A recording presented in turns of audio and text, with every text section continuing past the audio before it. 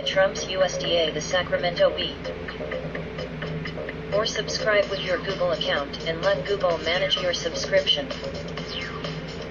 The U.S. Department of Agriculture is proposing that families who receive temporary government benefits should no longer be automatically eligible for food assistance, a change that could restrict access to free school lunches for 265,000 children.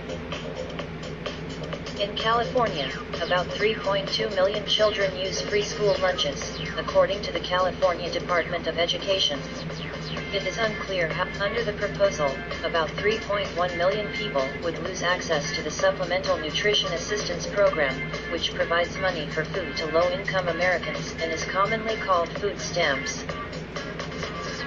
Agriculture Secretary Sonny Perdue framed it as a necessary change to cut down on abuse of the system.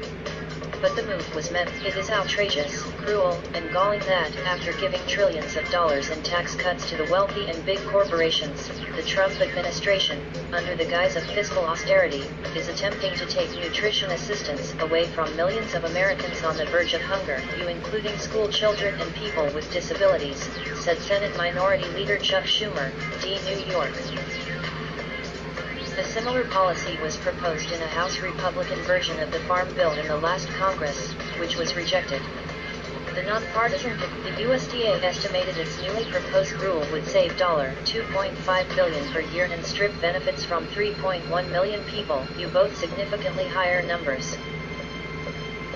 Currently, 43 U.S. states allow residents to automatically become eligible for food stamps if they receive benefits from another federal program, known as Temporary Assistance for Needy Families, or TANF. Families with income at maximum 200% over the poverty level are eligible for TANF, while families can only make 130% of the poverty level or below to be eligible for SNAP on its own. The USDA wants to change that by requiring those who receive TANF benefits to pass a review of their income and assets to determine whether they are also eligible for free food from SNAP. For too long, this loophole has been used to effectively bypass important eligibility guidelines, Perdue said. Too often, Republic. Josh Harder, "I don't know what genius came up with the idea to take school lunches away from our kids, but we can't let this happen," Harder said. Literally thousand. California government.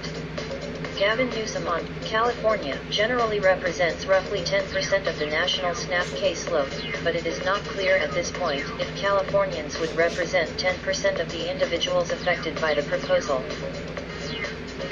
Sarah Kimberlin, a senior policy analyst at the California Budget and Policy Center, said the proposal would increase food insecurity among children growing up in low-income families, especially because those children would also lose eligibility for school meals.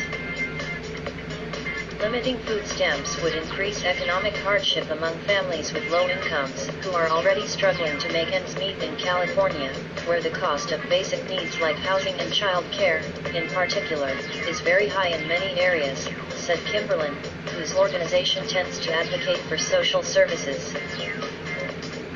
Senate Agriculture Committee Chairman Pat Roberts, Arkansas, gave a tentative statement of support for the administration after reviewing the rule. SNAP categorical eligibility was established to simplify the application process for folks already eligible for benefits from similar assistance programs. Over time, insurance companies owed an estimated $20 billion by PG&E Corp. Filed a plan Tuesday to take control of the bankrupt utility and pay wildfire claims and other debts. Get full access to the Sacramento Bee content across all your devices.